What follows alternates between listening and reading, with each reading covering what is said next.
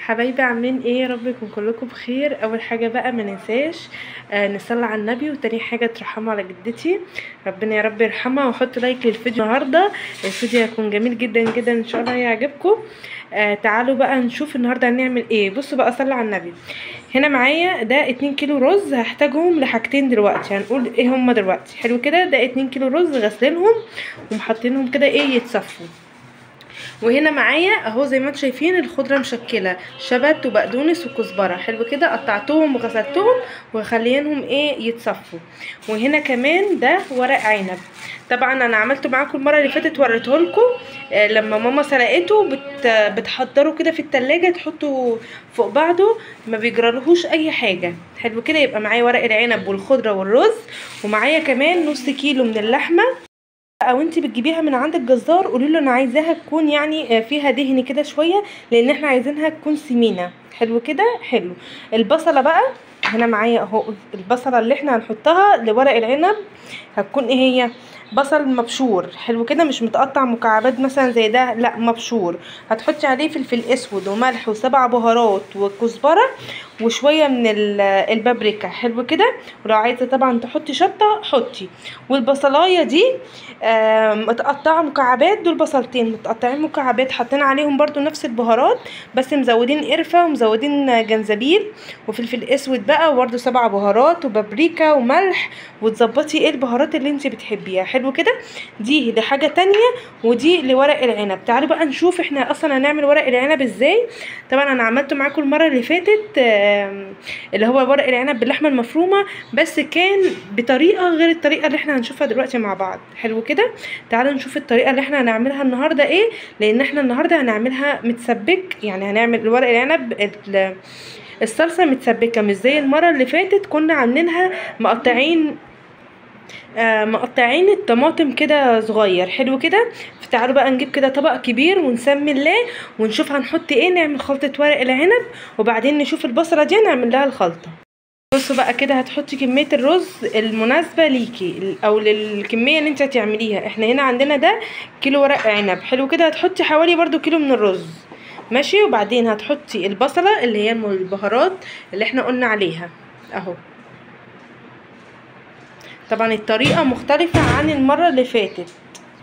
وبعد كده لزوم بقى انك الريحة الحلوة والطعم اللذيذ ده، هتقطعي كده كام فص من الثوم على البصلة والرز. هنقطعهم بقى ونرجع لكم عشان ما اطولش عليكم الفيديو. بصوا، بعد ما دعكنا البصلة مع الرز كويس جدا، هتبدأي ان انت تحطي اللحمة بتاعتك المفرومة. وبعد كده تعالوا بقى نشوف هنعمل ايه. طبعا اللي احنا هنعمله ده اختياري، بس احنا عندنا اللحمه يعني مش دسمه قوي، وانتوا عارفين احنا بنحب الحاجه الدسمه قوي. فالمهم هتحطي بقى ايه كده مع يعني مكعب زبده كده كبير، تحطيه مع الرز واللحمه، وبعدين تبداي تدعكي كل ده كله في بعضه كده. عايزه اقول لكم بقى الريحه جميله جدا جدا، البهارات بقى مع الزبده مع الثوم مع الكلام ده كله مخليه الريحه حلوه قوي. هنخلط ده كله كده مع بعضه كويس وبعدين نرجع لكم. بصوا بقى، بعد ما قلبنا كده الحاجات الحلوه دي كلها مع بعض، هتجيبي بقى دبس رمان، يعني معلقتين 3 كده، تبداي تحطيهم على الايه، على الرز بتاعك زي ما انتم شايفين كده. هنقلب بقى كله ونجيب بقى التسبيكه وارجع. تعالوا نشوف بقى بعد ما عملنا خلطة ورق العنب دي. طبعا بقى ما ننساش زي ما قلت لكم نحط لايك للفيديو، لان الفيديو النهارده هيعجبكم جدا. هنا البصله بقى اللي كانت عليها بهارات، هتقطعي عليها برده كام فص من الثوم وتحطي خضره، وبعدين تقلبي كل ده مع بعضه، وتغسلي كده شويه رز، حوالي كيلو من الرز او كيلو وربع، وتحطي الرز مع الخضره مع كل ده. المهم هنا اول مره احنا بصراحه هنعمل مش اول مره، احنا عملناها قبل كده، بس احنا دايما بنحب نعمل الممبار، بنحب نقطع له الطماطم او تكون مضروبه في الخلاط عادي، يعني نحب نعمله ني في ني. لكن النهارده احنا هنسبك له، يعني احنا عشان مسبكينه كده فاحنا هنعمله مسبك الممبار برده، مش اللي هو ايه نعمله في ني في ني وكده. الممبار طبعا كنت منضفاه انا اصلا عندي في الفريزر وزي الفل، يا دوب طلعته وشطفته بس بليمون.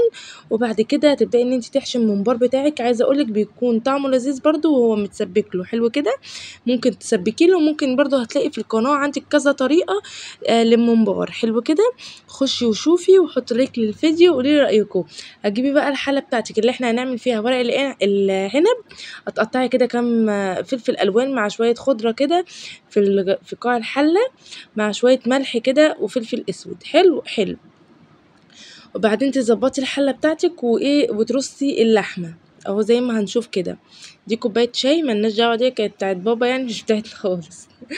بس كده هترصي بقى اللحمه الستيك بتاعتك. طبعا اللحمه عايزه اقول لكم كانت ريحتها خطيره يا جماعه، ريحتها كانت جميله جدا وطعمها كان تحفه بجد والله العظيم. جربوا الوصفه هتعجبكم. احنا تاني مره نعمل بالورق عنب باللحمه المفرومه لان بجد طعمه جميل جدا. هتحطي كل الصوص اللي نزل من اللحمه هتحطيه كده في اللحمه في الحله يعني. وبعدين تبداي ترصي ورق العنب بتاعك. طبعا الحله دي لقيناها صغننه فهنبدلها احنا دلوقتي وهوريكم شكل الحله. بس عايزه اقول لكم تحفه تحفه تحفه، والريحه والطعم خطير خطير. هنا بقى جبنا حله اكبر كده، ماما راحت تحشي بقى هي ورق العنب. تعالوا انا هنا جبت حله حلو كده، هبدا احط كده اقطع فيها طماطم وبصل، واحط بهارات. احط بقى ورق لورا، واحط اللهم صل على سيدنا محمد، ايه تاني يا منى، واسمه حبهان عشان ناسيه التوابل. ورشه من الفلفل الاسود مع عود قرفه كده. حلو كده يعني. ظبطي الشوربه بتاعتك اللي انت بتعمليها للاكل حسب ما انت بتحبي الطعم والريحه والحاجات دي كلها. حلو كده حلو.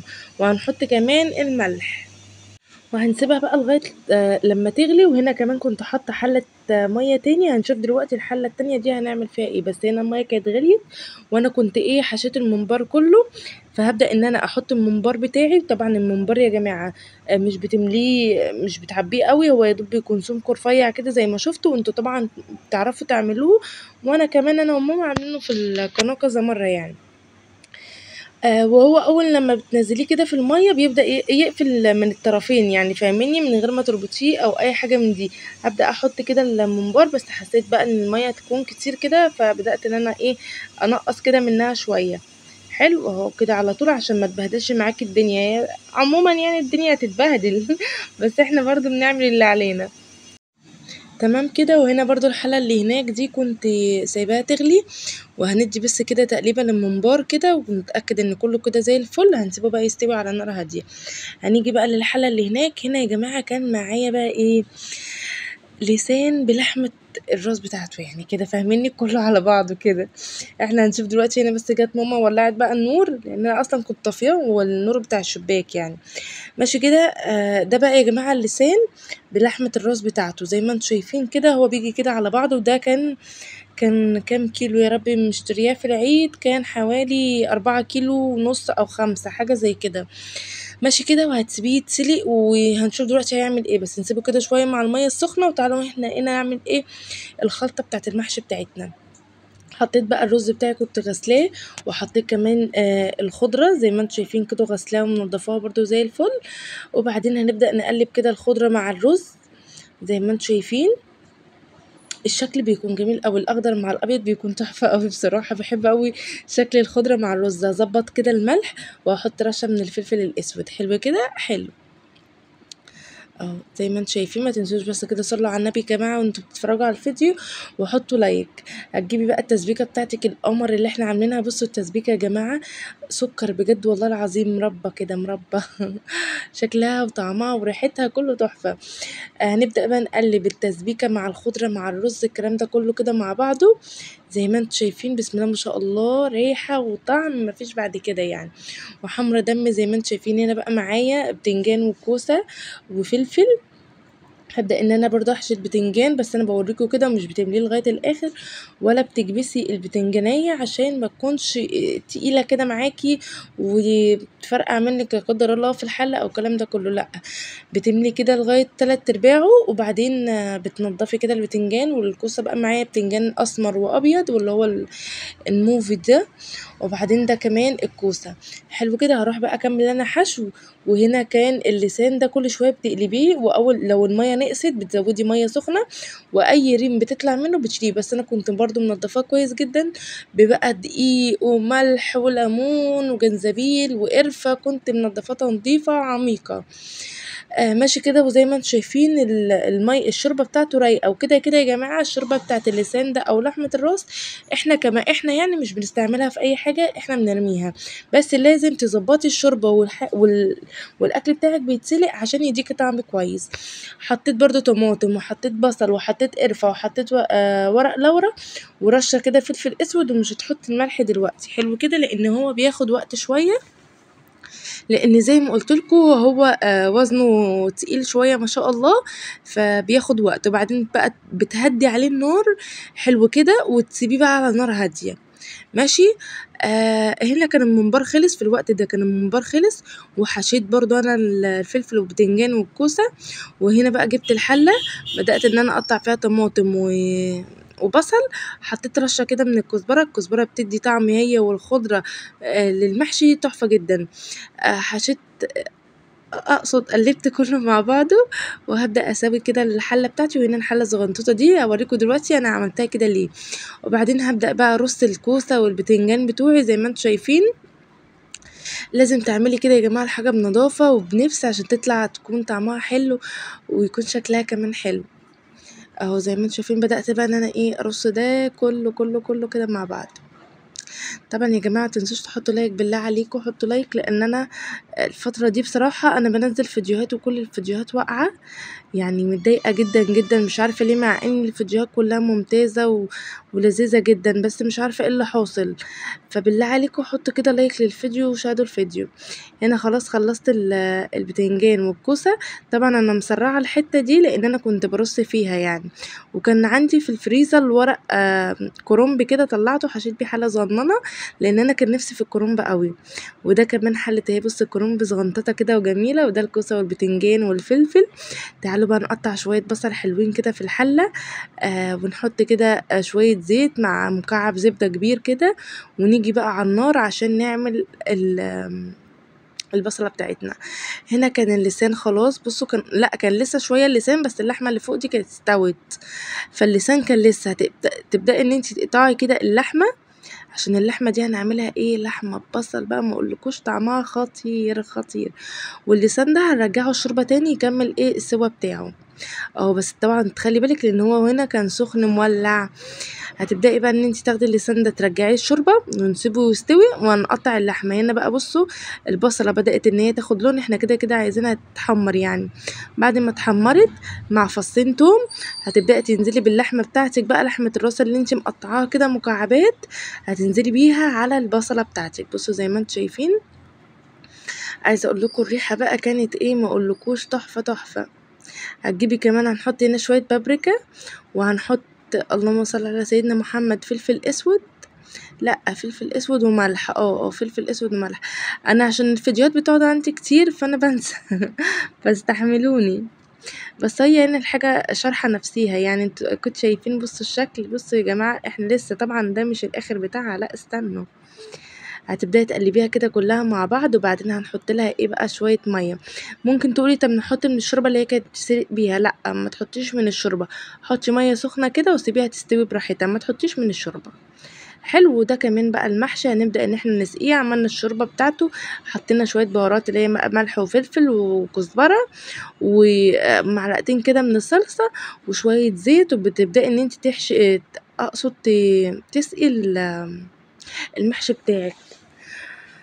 عملنا للبتنجان والفلفل وعلقنا عليه. وهنا هنعمل برضو الورق العنب، وماما كمان زودت شوية ماجي باودر، بيدي ريحة حلوة جدا للمحشي بالذات يعني. ظبطي بقى الملح بتاع المية بتاعتك عشان المحشي يطلع مظبوط. هنا الورق العنب حطينا طبعا دبس رمان، وهنحط كمان ليمون. ماشي كده. بابا هنا جه يساعدنا في عصر الليمون، فهو اللي عصر لنا الليمون. تبدأي بقى تسقي الورق العنب بتاعك مع الفلفل ده برضو محشي يا جماعة بالرز ولحمة مفرومة، حلو كده. وبتأسف عن الإزعاج ده كله. فالفلفل ده كان طعمه تحفة جدا لأن كان محشي بقى بالرز بلحمة مفرومة ودبس رمان، وهنحط كده زبدة من فوق الوش. عايزة اقول لكم خطير خطير. وبرضه بتبدأي بقى تعلقي على المحشي بتاعك. هنا بقى معانا اللسان كان استوى وبرد كده شويه. تبداي ان انت تقطعي بقى كده شرايح، ممكن بقى شرايح رفيعه شرايح سميكه براحتك، احنا هنقطع ده على ده. ماشي. واللسان ده يا جماعه هنحمره، انت بقى حسب بتحبوه كده او حاجه براحتك، لكن اللسان ده احنا هنحمره زي ما انتم شايفين كده. اللحمه بتاعته تحفه جدا. طبعا انا ما باكلهوش، بس اللي كله بيقول تحفه جدا، فانتوا لو بتاكلوه هتعرفوا الطعم وهتحسوا بيه يعني. هحمره، وكمان هحمر بقى الممبار واللحمه ام بصل دي حطيناها في طاجن بقى كده، وهتبدا نحطها ايه، حطيناها في الفرن.